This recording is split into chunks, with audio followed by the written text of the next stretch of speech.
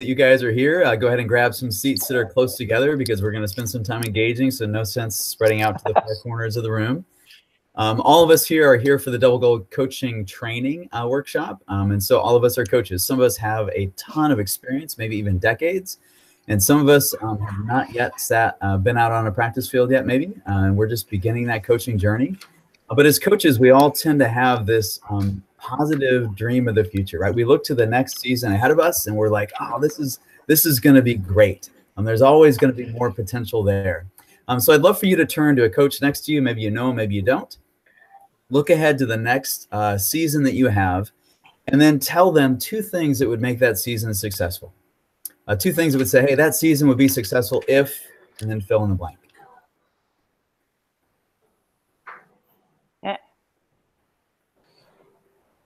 Ruben and I are busy chatting away. All right. I'm going to assume you answered that one. So while you're talking to your partner, I have one more question for you. Take one player from your team and then jump ahead to when they're 25. You meet them on the street. You meet them in a store somewhere. You kind of interact with them. What are two things you could see in their life or their character at 25? You would say they are a successful young man or young woman at 25. Share that with each other too.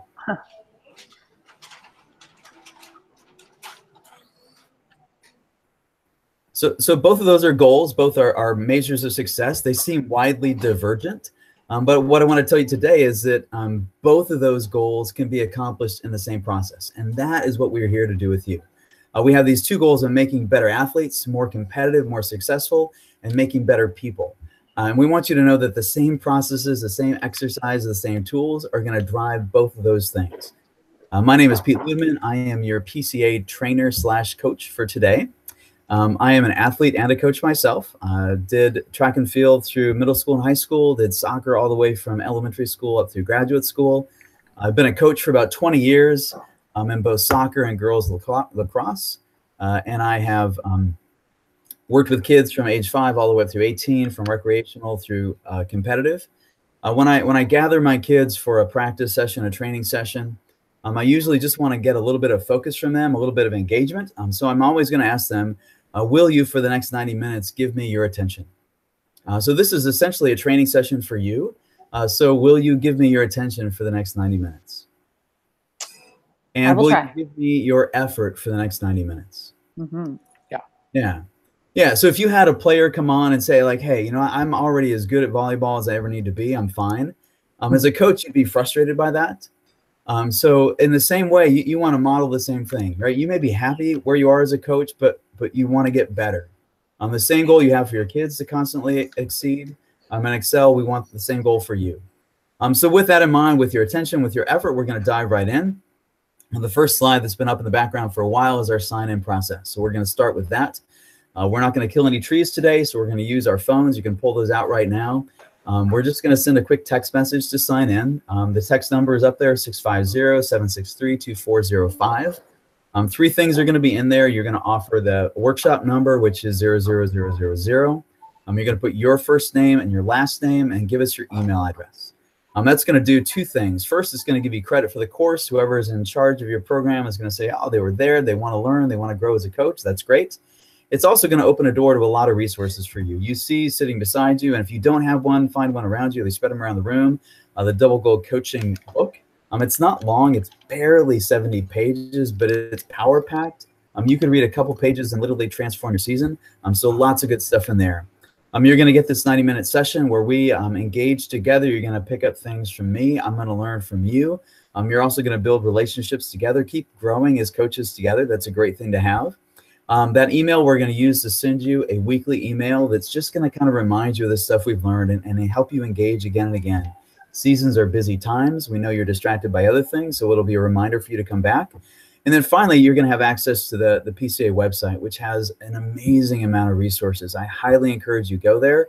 You will continue to grow a lot through that. So give me a thumbs up if you guys have completed the sign-in process. And we're all good to go. You got the text message sent. Great. How many of you, just by show of hands, have ever been at a PCA training before? No one. Okay. All right. If you have, then you continue to grow. But if not, we're happy to welcome you here and join you into the PCA family. As we do that, I just want to give you a little bit of background. PCA has been around or started out of Stanford University as a nonprofit. And this is the impact that we have. You can see on the slide behind me, those numbers are all annually. So it's 80,000 coaches every year, 3.3 million kids every year. So it's a growing impact, changing the culture of youth sports. If you think about that name we've chosen for ourselves, a Positive Coaching Alliance, and positive coaching, if you heard someone, just in conversation say, hey, my daughter has a positive coach in softball this year, or I heard this other coach for hockey is a really positive coach, what would you think they might mean by that? Really supportive. Okay. Really fun, and just enjoying what they do, caring about the kids, making it interesting. Yeah, that sounds great, Kelly. Thank you. Mm-hmm. Yeah, I was thinking upbeat, energetic, sharing their joy of the sport with the athletes. Yeah. I think being a good modeling for the kids, the athletes, the way that the coach wants them to be with each other, and how to train, how to compete. Yeah, those are really great answers, and you're going to find all of those integrated in the rest of the time we have together. PCA has our own kind of chosen answer too. We want to kind of share back with you, which is simply creating an atmosphere that best supports the best possible performance. So we go back to that beginning we had. So that's the best performance as an athlete and the best performance as a person. Now we could just imagine that atmosphere. We could draw it out with crayons, just make it up on our own. PCA has not chosen that approach. They've chosen to base it in a lot of research. So about 25 years worth of studies in sports psychology and saying, how do we make the most successful athletes? Kind of boiled down for you. If you don't want to read all 25 years worth, which is fine if you want to, we have a quote here on the slide from Dr. Barbara Fredrickson, which is going to sum it up for you. She basically sums it up by saying that negativity does not work as well as positivity. We'll break that out over the rest of the course. It's just I want you to see that the scientific evidence and the research backs up what we're doing. This is not just made up in our heads out of our good-meaning hearts, right? This is scientifically based. Barbara also has another quote on there that I think is important for us as coaches, right? As a coach, we are the senior leader on our team. And so she says, positive emotions are especially contagious. And a leader's positive emotions are more contagious than anyone else's. So I want you to feel the weight of the impact you can have as a coach. You can set the agenda and the stage, the thermostat really for your team. And you can make it a high-achieving, emotionally strong, connected kind of place, or you could burn it to the ground. You have that power and that potential. We would like you to not burn it down and to make it this amazing experience. So that's what we're going to dig into. The next slide is going to look at this article that came out in Sports Illustrated just about 3 years ago, which is kind of amazing, right?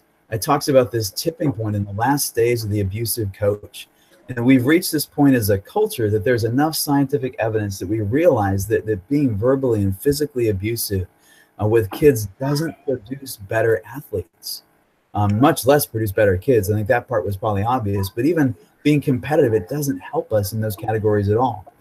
So we see this kind of growing trend, and PCA is kind of pushing that out there farther. Like we want to see that tipping point change and see that the end of all that negativity and things.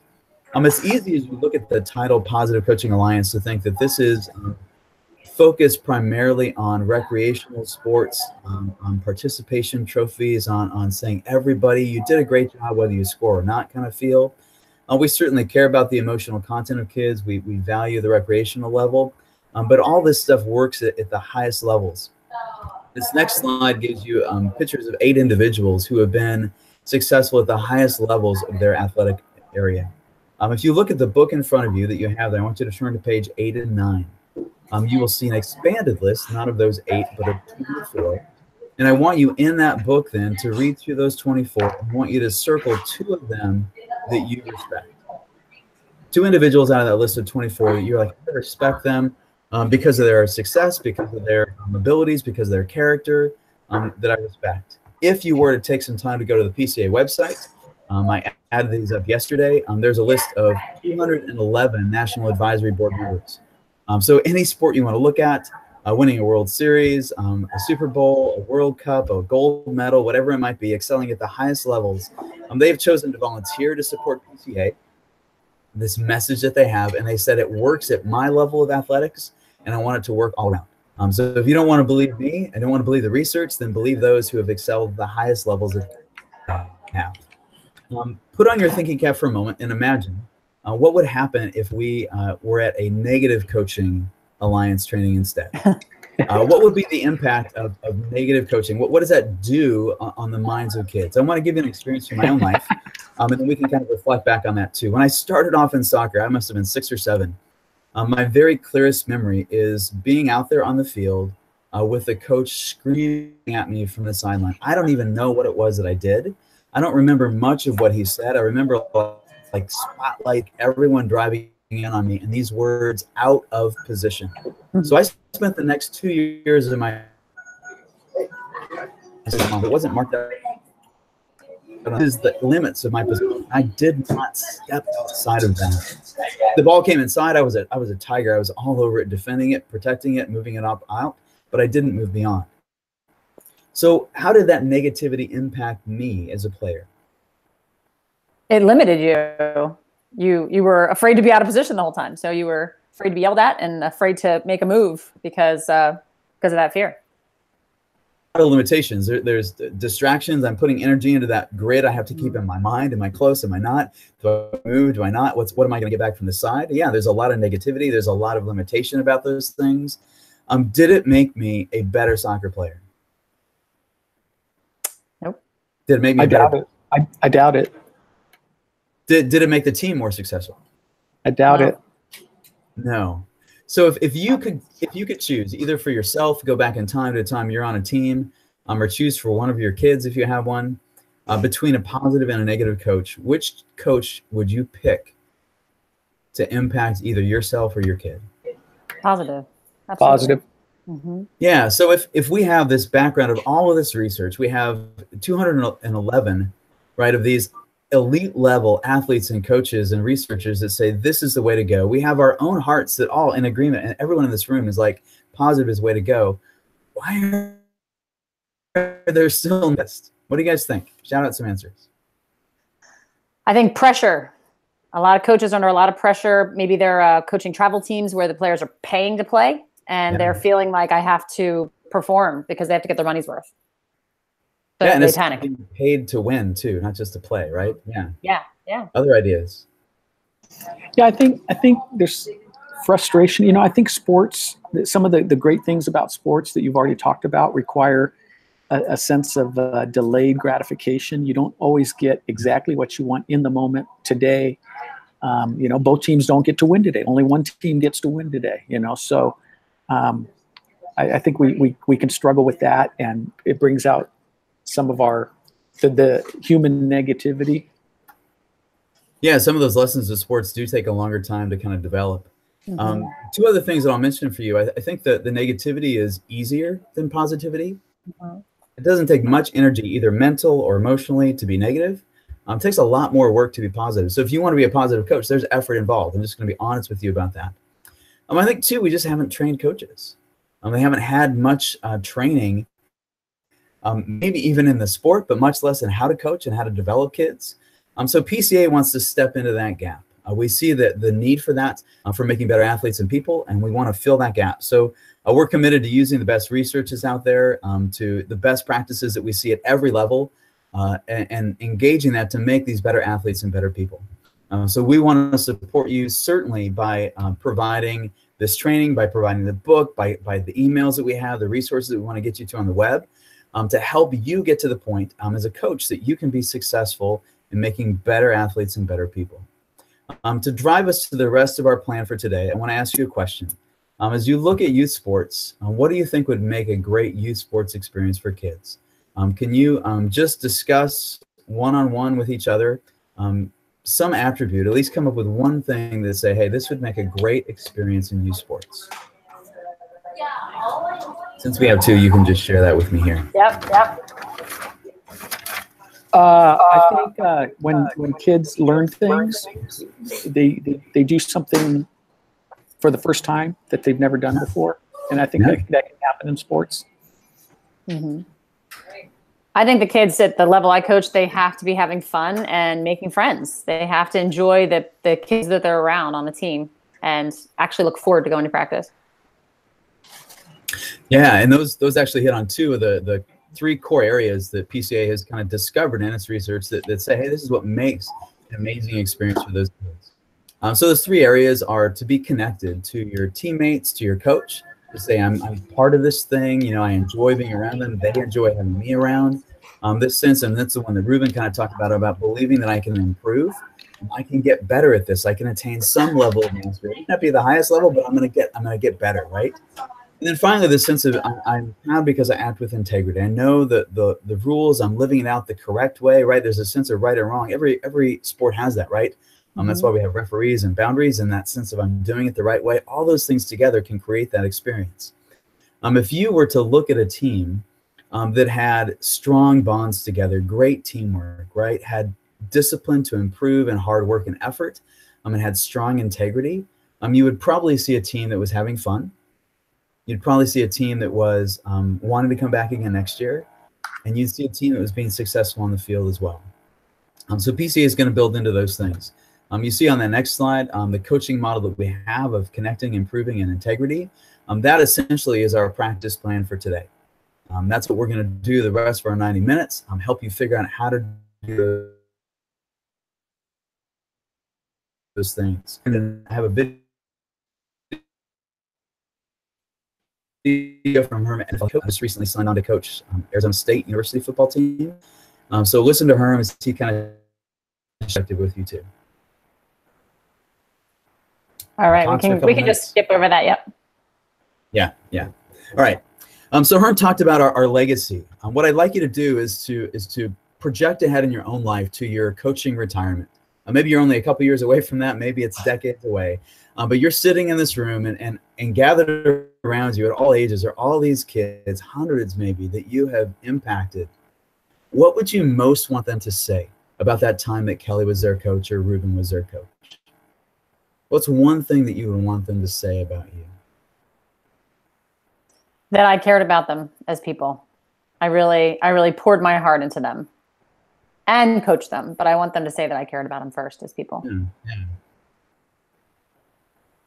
Yeah, I want them to say that they valued the experience, you know, that I want them to have fond memories. I think of it as a nice time in their life. Yeah. So those are goals motivate us, right? We want that positive impact that we can have on those kids. So we're going to drive toward those things. I started off the beginning of the process by looking at those two different goals, like what makes a successful season and what's going to be successful later on in life. And those are the double goals that we have, right? Of striving to win and of teaching life lessons. We want to accomplish both of those things. What are the great things about winning? Just shout out some answers. What's great about winning? About winning? Yeah, winning. It feels good. You avoid the lousy feeling of losing, for one. Yeah, you do avoid losing. That's feel good. Yes, in some cases, it's in not all cases, but in some cases, it's a sign that you're of accomplishment, you know, and you know. Almost all levels, there's accomplishment in that. That's a great answer. Yeah. I think it shows that the hard work paid off. All the work that you've done to lead up to a certain game or contest is actually worth it. It's nice to have some reward for the effort that you put in there. There's a sense of bonding, right? I mean, usually when you win, you run toward your teammates, right? There's some kind of connecting point there, maybe a dog pile or maybe just high fives, but there's a sense of togetherness about that if you're in a team sport, right? All those things are there, right? So then think about too, what are some great life lessons that sports teaches? Teamwork, empathy, bouncing back from failure. I think just you're stronger than you think you are. You can push yourself harder than you think you can. Yeah, that resiliency. Yeah. Work ethic, commitment, time management, discipline. So I want you guys to think about your responses. When I asked you about winning, you actually paused for a second, and you came up with a few things, but the list was shorter. And the list for teaching life lessons is longer, and it's richer. So both are good goals. Both are valuable goals to pursue. Which of the two goals is more important? Life lesson. life lessons. And not that the other bad, it's just one is more important. One is more valuable. The great thing that I want to share with you is that we can move toward both those goals almost all the time, like 98% of the time. Everything we do here is going to move toward that. If you develop teamwork, you're going to be more successful on the field and more successful in life, right? It's going to tie up resiliency, both those things, hard work, effort, both those areas. There will occasionally be moments though where those goals are going to rub, they're going to collide. Can you think about an experience where that happened for you, either as a player, as a coach? Yeah, when my best player tells the official where to go in not so nice way, and we're down by 1 goal, and she's our best scorer, and I have to take her out of the game, and that has happened, and I hate that position to have to be in. She's flipped out, thrown a stick, screamed at the official, and I have to take her out of the game, and I don't want to because she's our best player. And you want to win the game, and that's like, it's okay to acknowledge that that's one of the hardest coaching decisions, but it also is one of the most important. And I did that for one of my players. We ended up winning the game anyway, thankfully. But now, like years later, he still stops and sees me, and he has a great relationship with me. In that moment, he was highly frustrated, but he can go back and remember that. Like, you called me out, and I appreciate that somebody finally did that for me. So those are valuable moments to push that life lesson, right? Because that matters more than whether we won or lost in that game in that moment. So with that in mind, we're going to work on those 2 goals that we have of striving to win and teaching life lessons. We're going to figure out how to help your teams be connected, improve, and live with integrity. And that's where we're headed the rest of our time together. All right. I want you to keep going. I'm happy to. It's fun stuff. Like it's not hard. It's just, I mean, it's hard to keep it short enough probably, but the material is really easy. It flows together really well. It's about being positive. It's stuff I really believe in. So yeah. That's awesome. Well, Pete, I thoroughly enjoyed it. There were so many things. As I said, sometimes I take notes to critique and sometimes I take notes to steal. And these were definitely more stealing notes than they were critiquing notes today. I just really like the unique spin that you put on a lot of our concepts and just explained it in a different way that was just super clear. But it was just different. After, doing hundreds of these a year, it's nice and refreshing to have someone look at something a different way or ask a different question. I'm like, oh, that's a great question. I never thought about it that way. So that I really appreciated. Ruben, I'm going to let you go first because you're out to lunch there, and then I'll fill Pete in after. Did you say I'm out to lunch? Aren't you out to lunch? I'm going to later, but okay. No. Thanks for letting me go first. So Pete, so strong, but you're just so smooth and poised and natural, and you make it easy for us as participants to relax and feel comfortable, and you make it easy for us as trainers of trainers to to relax and enjoy it, as opposed to Kelly and I, sometimes we can be uncomfortable with these things. Kelly knows what I'm talking about. So and it's, gosh, one thing you do really well is your transitions from one point to the next, from one slide to the next. You just it's just really nice, smooth transitions. Humor, and just all kinds of positives. I really liked right off the bat. I'm a fan right off the bat of asking some questions or getting right into an activity or a discussion. I really like your 2 opening questions. What do you think you need to do, or what needs to happen for the team to be successful? Yeah. And then I like the other question even more. If you ran into one of your players down the road and you saw them, what signs would you know that you were successful with them? Something like that. Yeah, that they're successful in life, right? That they're successful in life. Okay. I really like those questions. So my one suggestion is, I would have liked a little conversation there. I like the self-reflection and writing it down. Yeah. But I think I would have liked a little conversation there. And maybe you have us talk about one of them now, and maybe you come back to another one, you tie it in later. But like actually, Kelly, I don't know if I've ever been asked that question in a PCA workshop or in one of these demos. If I saw one of my players later, how would I know they were successful in life? Some of these questions that Kelly and I get, I know Kelly's answers because I've heard the question asked to her 50 times. This one, I don't know. I don't know what Kelly would say on that one. Because, so I would have liked to have heard from some of my other coaches how they would answer that question because it was so thought-provoking.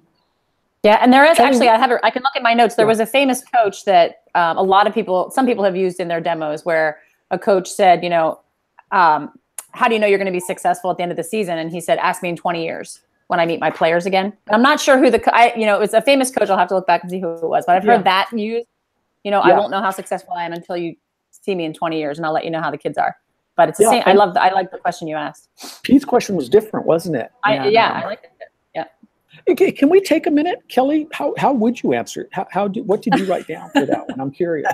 He's really well, you know what?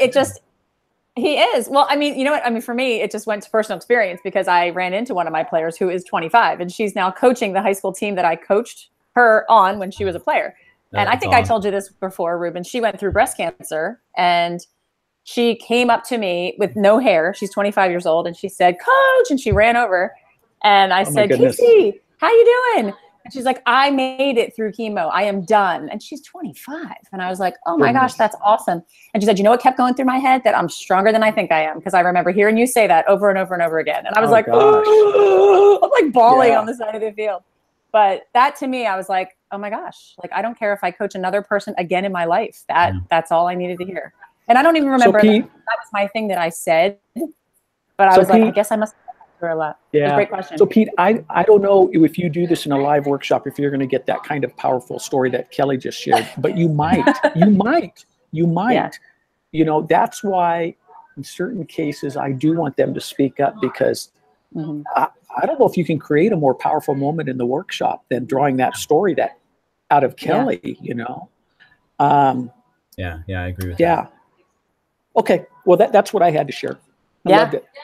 Super cool. I loved it too. And those two questions, again, I thought were fantastic. I really like the way that you didn't introduce yourself first. Everybody, I want your introduction somewhere in there, but you didn't start out with like, my name's Pete, this is what I coach. I think it was great that you got us thinking about ourselves first. And that just shows your focus the whole time through this was on the coaches and it was on the kids that they're coaching. And that, you really probably, I'm sure it was intentional, but the coaches won't even realize how much you're coaching them. And that's just the culture of what you're doing. It's the mood you set. And I really felt like, wow, this guy's here to help me. One of the things that I love the sentence that said, what if you had a player come up that thought he was the best in volleyball he's ever going to be? That would frustrate you. But I can't tell you how many coaches come to these workshops with their arms folded and think, you're not going to teach me anything, lady. Like, I've been coaching for 30 years. I know it all. So I love the way you just squelched that with one sentence that was like, you're right. If a player came to me and said, I'm as good as I need to be, I don't need to learn anymore. I thought that was fantastic. Great. I love what you said about the National Advisory Board members. You had a great balance of the research, the best practices of the coaches, but you don't have to take my word for it. And I just think it was very humble the way that you said it. You have a great balance of expert in the room and humility. And I think that's a hard line and you do it really naturally. So well done on that. And even, circling the National Advisory Board members that you respect. I think I've never been asked to do that before. I thought that was a really cool activity. And I looked in the book, I'm like, wow, there's a lot of them I respect. That's pretty cool. And again, it gets them back into the book. It gets them opening that again and writing something in there. So exactly. And I didn't even know we had 211 National Advisory Board members. So I learned that. I was like, wow, do we have 211? That's great. I added them tonight, yeah, that's awesome.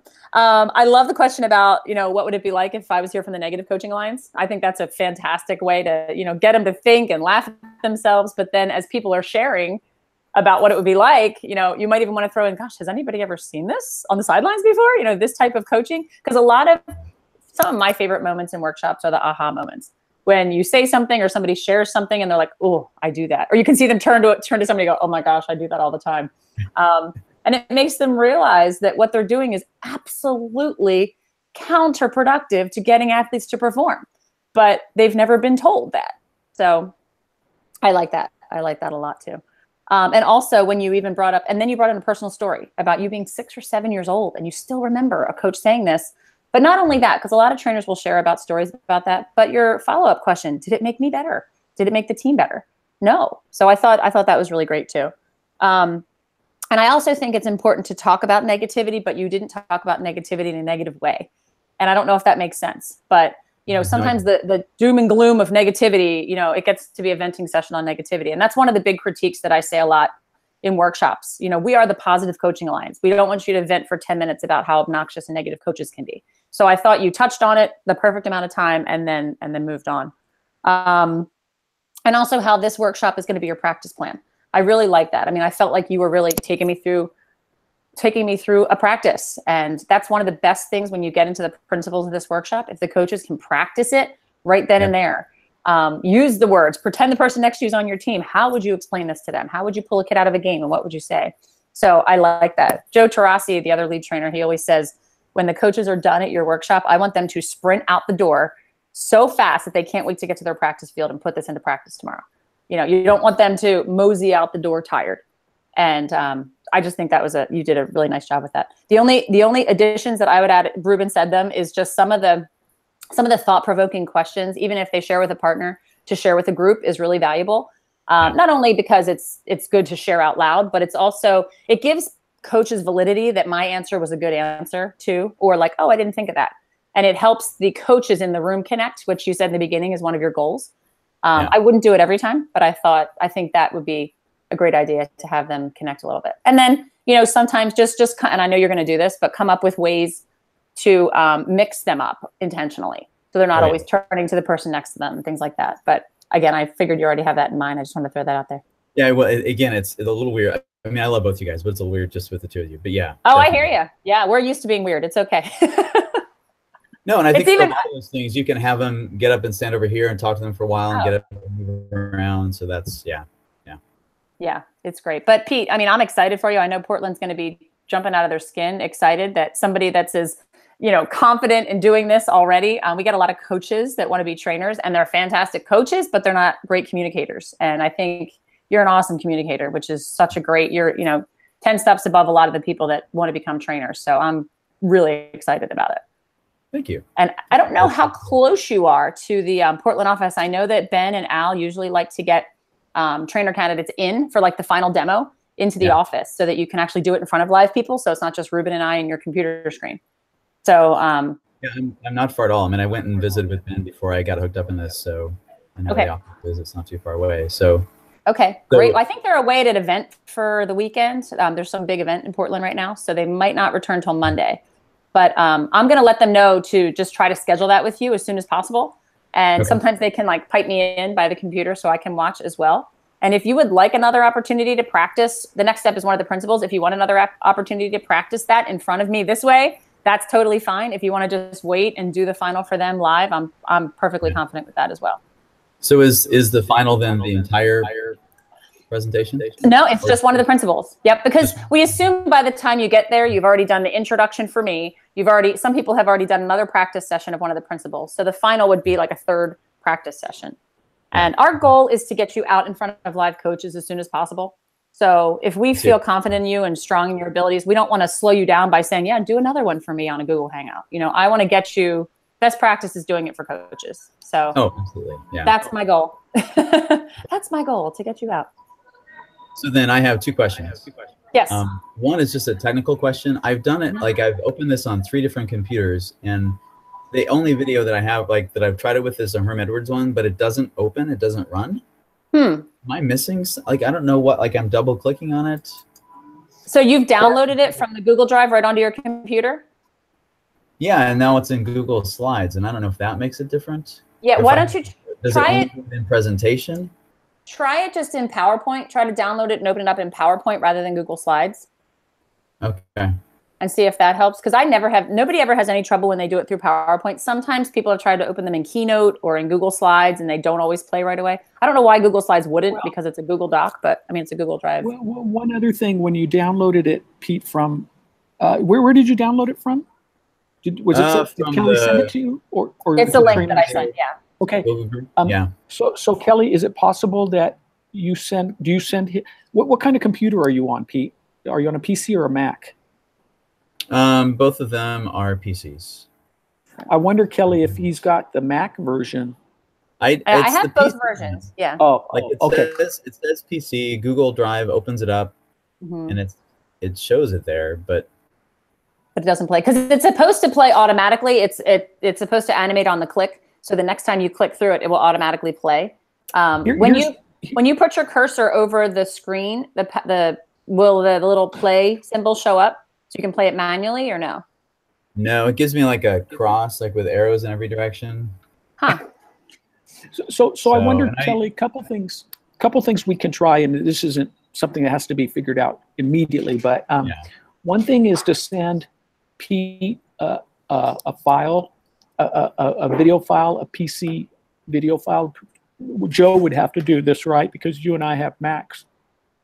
And have him open the video file and see if the video file itself plays on his computer. And then if he does, Pete reinserts that video file into his PowerPoint and try there. You know, eventually Pete will get this figured out. Iron it all out. Yeah, I was wondering if that may be your solution, but if not, we'll keep working. Yeah. I'll keep poking around here, and if I can't figure some out, by the time I get to, maybe when I sit down with Ben and Al, then that'll be an easier point. Yeah. Usually, I mean, my advice would be try it on PowerPoint first of all. Second of all, for a PC, just make sure that it's the right version, which you said it already did. And then if you can scroll over it and the play symbol comes up, then it's just a matter of clicking. But if it's not coming up at all, then it could be a format issue. Unfortunately, we don't have control over what type of computers and versions all of our trainers are using. So we're sending out one version, just crossing our fingers that it's going to work for everybody, but there could be some type of a computer glitch that one doesn't work. We have other ways to send it to. I can send it through a Dropbox file or, something like that instead if the Google file isn't working. So we can try that too. Sounds good. So then my other question is, what is the next step? Is that you?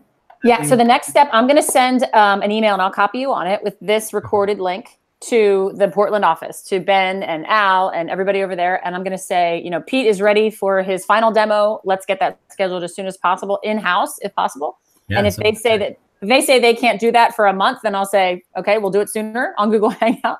Yeah. But hopefully they'll be able to get that out of the way and scheduled. And then, okay, thanks, Ruben.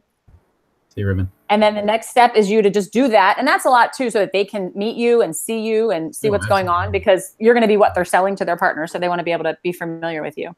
And then the next step is for you to we'll assign you to a live workshop with a certified trainer, and you would do half the workshop. And there's some people, I've learned from my mistakes. There's some people that I've said, no, I want you to go out and do a whole workshop. But I think it's great for you to learn from them as well the first time. So I hate to have you miss out on the opportunity to learn from a trainer that's already been going. Yeah, but I can also start sending you, and I probably copied you already on the workshops in your area. Have you seen those emails come through?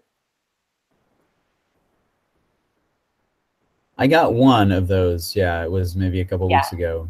So, so I'm going to send out another list today. Usually I do it every 2 weeks on a Friday.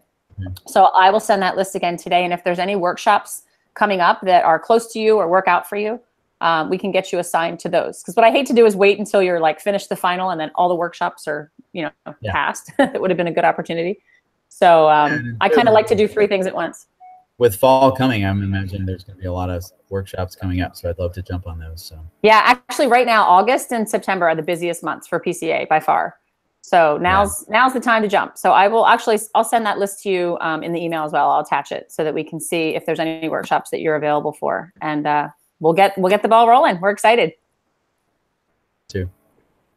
Yep, you're welcome. And I'm always here as a resource until and I don't turn you over to the Portland chapter until you're officially certified. So any questions that you have, anything that you want to run through, please feel free to give me a call. Sounds great. Thank you. All right. Thanks so much. How's your lacrosse shot going with a girl's stick? Get any better? Yeah, it is. I'm working. My daughters this summer just working out there over and over again. So it's just time. And when I'm coaching, I'm more focused on helping the other girls and developing. And I don't have a lot of time just with the stick on my own. Right. So in the summer when they're not in session, I can just kind of pick it up with my daughters, and then I can work on the shot and just get better at it. So yeah. Yeah. You'll get there. And that helps, like when I'm showing them and stuff, I feel bad. Like at least in soccer, I'm as skilled as any of the kids I'm working with. So I'm like, I can show you how to do stuff. And I'm like, I can think it, but I can't. Yeah. So. Yeah, I had a male assistant coach this year, and he played men's lacrosse. He never played girls lacrosse before, and he would. I mean, the girls would laugh at him because I mean, he would bring his guy stick, and he could wing the ball into the goal, and he would pick up one of the girls' sticks, and it would go over or under or hit the ground. And my players just thought it was hysterical when Coach Jeff would try to play. Yeah. And you know, I'd have to get him to like try to play without bowling over all the 10-year-olds on his way over too. But that was always a big joke for them. It was funny. Yeah. Yeah. Well, it's good. You got to be able to laugh at yourself too. And so again, like I'm learning along with you, like I'm getting better at this. It's one of my goals. I tell my girls every season, like, here's my lacrosse goal. Like I have coaching goals that I share with them, but here's my, I'm going to get better at this. You can watch me. That's awesome. Love it. Yeah, it's good. They like to laugh. And That's great. That's great. All right. Well, we'll be in touch and hopefully get you rolling sooner than later.